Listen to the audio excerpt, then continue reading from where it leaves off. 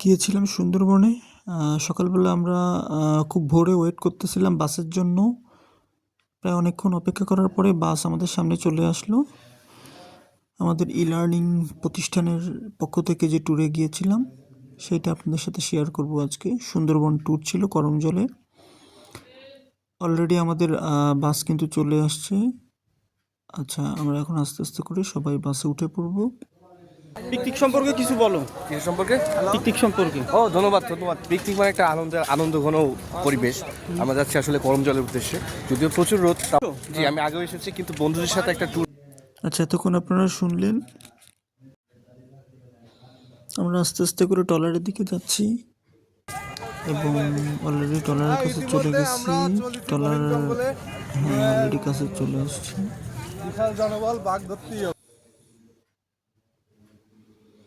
আমরা ট্রলারে উঠে গেছি। আমরা দেখতে পাচ্ছি আমাদের যারা ছিল আমাদের ট্যুরের সবাই আমরা উঠছি।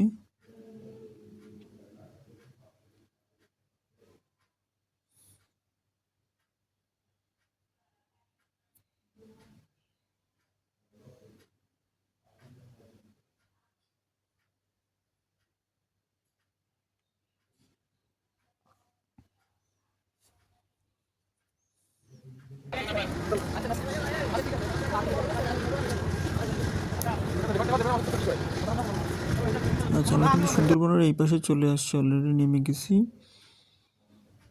আচ্ছা, আমরা একেবারে যে করমজলের যে ভিতরে যে ব্রিজ, ওই ব্রিজ ধরে আমরা হাঁটতেছি।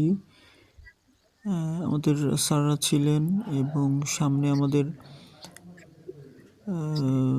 যে স্টুডেন্টরা আমরা যারা ছিলাম সবাই আমরা ছিলাম। হয়তো কেউ দূরে ছিল বা কেউ কাছে ছিল, মোটামুটি সবাই আমরা একই পজিশনে ছিলাম, করমজলের ভিতরেই ছিলাম। আশেপাশেই হয়তো কেউ ছবি তোলায় ব্যস্ত ছিল বা কেউ ঘুরতেছিল, যে যার মতো করে। আমরা অনেকক্ষণ টাইম কিন্তু এখানে পাস করলাম। আপনারা দেখতে পাচ্ছেন এই যে ব্রিজটা ধরে আমরা হাঁটতেছি, অনেক সুন্দর। এবং মাঝখানে আমাদের একটা বানরের সাথে দেখা হয়ে গেল। আপনারা দেখতে পাচ্ছেন বানরটা অনেকক্ষণ ছিল এই বানরটা আমাদের কাছে। অনেক বড় একটা বানর। আমরা আবার বানর দেখার পরে আমরা আবার সামনে ব্রিজ ধরে হাঁটতেছি। এক পর্যায়ে আমি বানরকে বাদাম খাওয়াচ্ছিলাম। সুন্দরভাবে আমার হাত থেকে বাদামগুলো নিচ্ছিল। এর পরবর্তীতে ওই যে টাওয়ারটা দেখতে পাচ্ছেন আপনারা, ওই টাওয়ারে আমরা উঠেছিলাম। বিশেষ করে আমি টাওয়ারের একদম মাঝে, একদম মাথায় যেটা, ওখানে আমি উঠছিলাম। এরপরে টাওয়ার থেকে নেমে আবার আমরা ব্রিজ ধরে হাঁটতেছি। আমাদের ব্যাচ ছাড়াও অন্য যারা ছিল ওরাও ছিল, অর্থাৎ অন্য প্রতিষ্ঠান থেকে বা অন্য জায়গা থেকে, অনেক দূর থেকে অনেক মানুষ কিন্তু করমজলে আসে এবং ওরা কিন্তু ঘুরে। অভি কিছু বলতেছে আমাদেরকে, আপনারা শুনতে পারবেন। সুন্দরবনে আসছো, তোমার মতামত কি সেটা তুমি আমাদেরকে ব্যক্ত করো।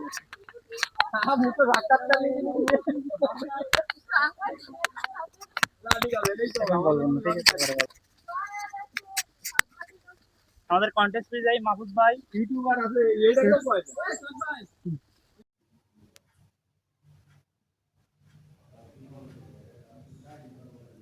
আমরা আবার পথ ধরে হাঁটতেছি।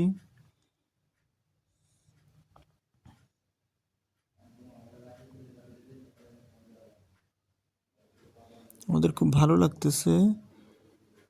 আমরা পথ ধরে ধরে হাঁটতেছি। খুবই অসাধারণ একটি তোমার অভিজ্ঞতা আমাদের কিছু শেয়ার করো ভাই। এই অভিজ্ঞতা আমি ভাষায় প্রকাশ করতে পারবো না। এইটা হচ্ছে আমার মানে জীবনের সব থেকে বড় অনুভূতি। আসলে কি বলবো ভাই, মানে আমি ভাষায় হারাই ফেলতেছি। যে এই দেখেন, আমরা সবাই যাচ্ছি একসাথে, হাঁটতেছি, ঘুরতেছি। আমরা বানর দেখে আসলাম, আমরা হচ্ছে কুমির দেখে আসলাম, আমরা হরিণ দেখে আসলাম, আমরা বাঘের চেষ্টা করতেছি। আমরা এখন এই যে গহীন জঙ্গলের ভিতরে ঢুকতেছি, দেখা যাক বাঘের দেখা পাই কিনা। অথবা আমরা আশাবাদী ভাই, আমরা আশাবাদী আমরা বাঘের দেখা পাবো। হ্যাঁ, আমরা কিন্তু কচ্ছপে দেখছি। ওই যে এর পরবর্তীতে আমাদের প্রতিষ্ঠানে যে স্যাররা ছিল তারা এখান থেকে শশা, পেয়ারা, বিভিন্ন খাবার কিনে খাচ্ছিল। তোমার তো লাইন ভালো না আব্বু। এই বানরটিকে দেখুন, কত কিউট একটা বানর। ওরা অবশ্য বাদামটা বেশি খায়, বাদাম পছন্দ ওদের।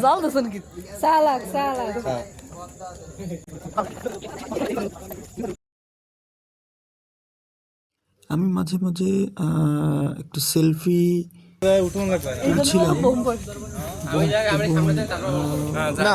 সামনের ক্যামেরা দিয়ে কিছুটা ভিডিও করতেছিলাম।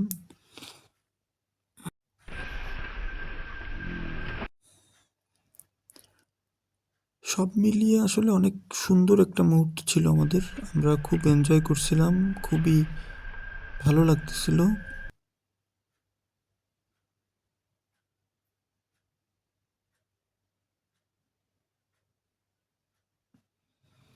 অবশেষে আমাদের যাওয়ার পালা।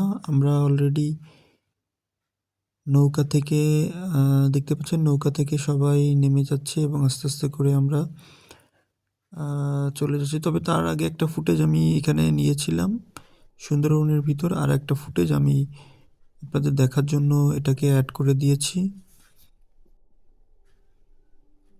আসলে এই ফুটেজটা আমার নিজের নেওয়া ছিল। এই ফুটেজটা খুব স্লো মোশনে এবং এটা আমি আমার নিজের ক্যামেরায় না, অন্য আরেকটা ক্যামেরাতে আমি রেকর্ড করেছিলাম।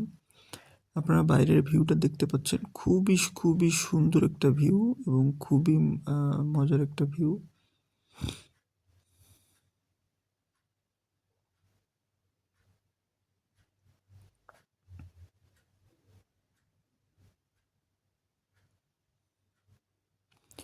সবাই যখন লঞ্চের উপরে, আমি তখন একটা ভিডিও শ্যুট করতেছিলাম সবাইকে দেখার জন্য।